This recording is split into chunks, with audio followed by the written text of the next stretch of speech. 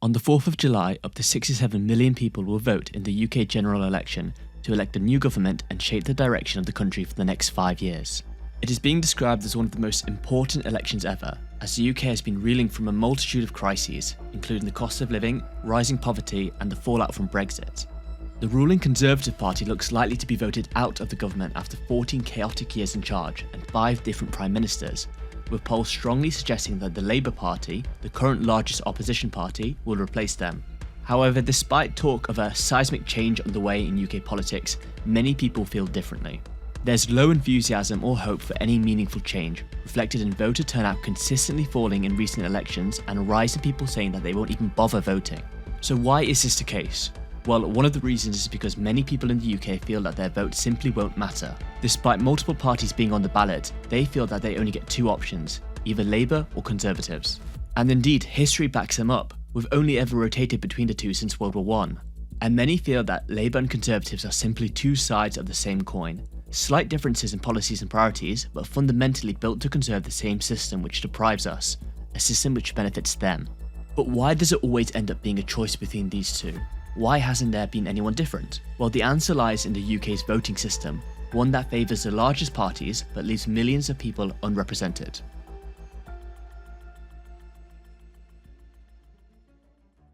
During the election, citizens will vote to elect an MP for their constituency. Most candidates standing in these elections represent a party, for example the Conservatives, Labour, Liberal Democrats, Scottish National Party, Greens or Reform. Some choose to stand as independents as well. A total of 650 MPs are elected to the House of Commons or Parliament. The party with the most MPs wins the election, and if they have a majority, i.e. more than the rest of the party's MPs combined or more than 325 MPs, they can form a government. Under the current system, known as first past the post, citizens vote for only one candidate. Whichever candidate has the most votes in that constituency wins the seat and becomes the MP. Even if they win by 1 vote, they now represent the entire constituency. This is essentially a winner-takes-all system. It seems simple enough, right?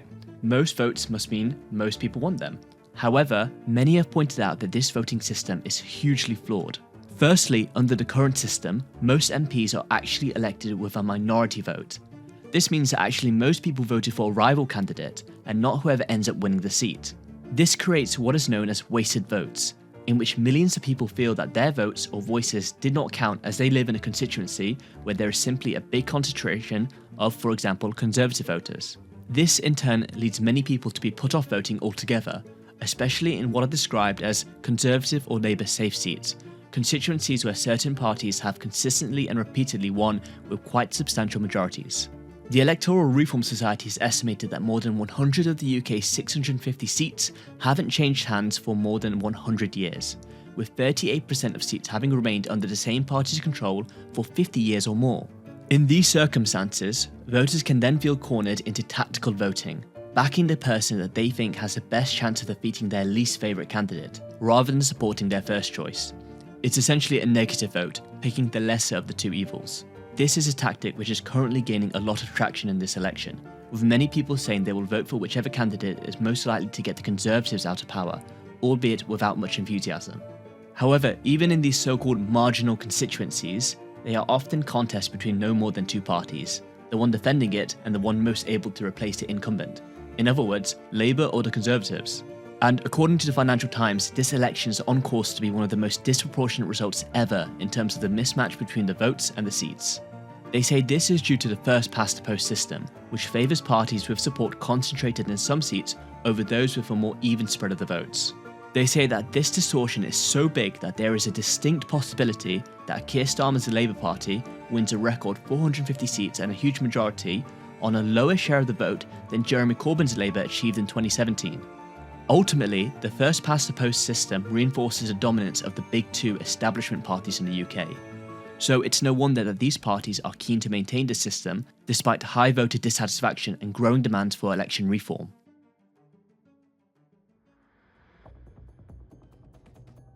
On top of this, polls are suggesting that the combined Labour and Conservative share of the vote looks set to be the lowest ever in a universal franchise election. This shows that there is a growing rejection of the big 2 and the current first past the post system, and a desire to change to a fairer voting system, in other words, proportional representation.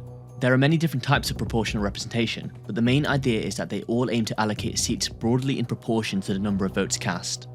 For example, a party which won 30% of the vote would expect to fill 30% of MPs in Parliament.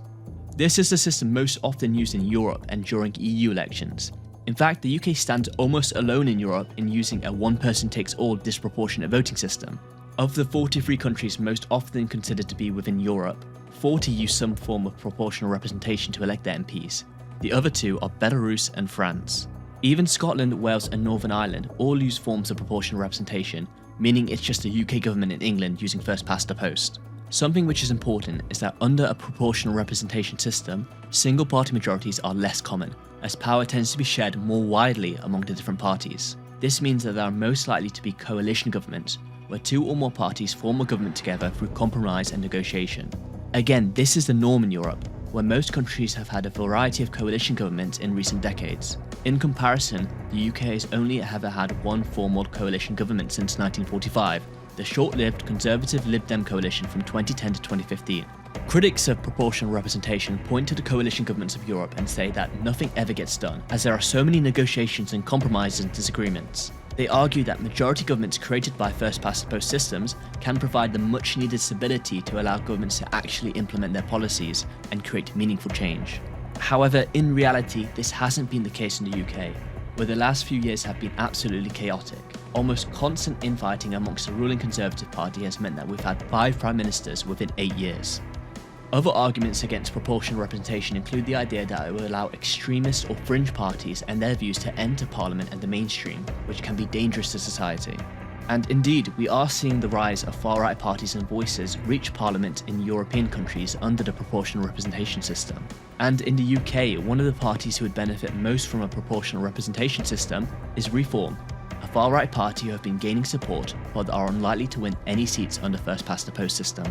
However, others argue that parties and the people's views should be represented whether you agree with them or not. It is up to so-called moderates to argue better and defeat the so-called extremist views.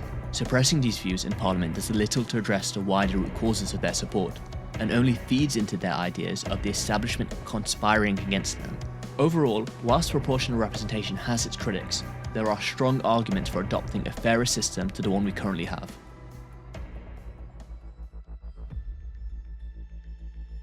In conclusion, the current first-past-the-post system disproportionately favours the big two and hence the interests of a narrow group of people, often an elite financial class. Voters are forced to pick between the lesser of the two evils, and psychologically feel that voting for the party they want will be a wasted vote. The result is that millions of people are left feeling alienated from politics, and a lack of real meaningful change takes place. But there is a growing appetite for some sort of proportional representation system. However, it looks unlikely in the near future, although the big two can't ignore this forever. For the upcoming elections, many of you may feel that there is no point in voting. In response, I would say that there is always some point in voting, even if the system is flawed. If we all think our vote doesn't matter, then collectively this will happen. But the opposite is also true. If we all decide to vote for the party of our choice, then there could be some surprises. In the end, I urge you to vote, but vote for who you want to, not who you think you should vote for.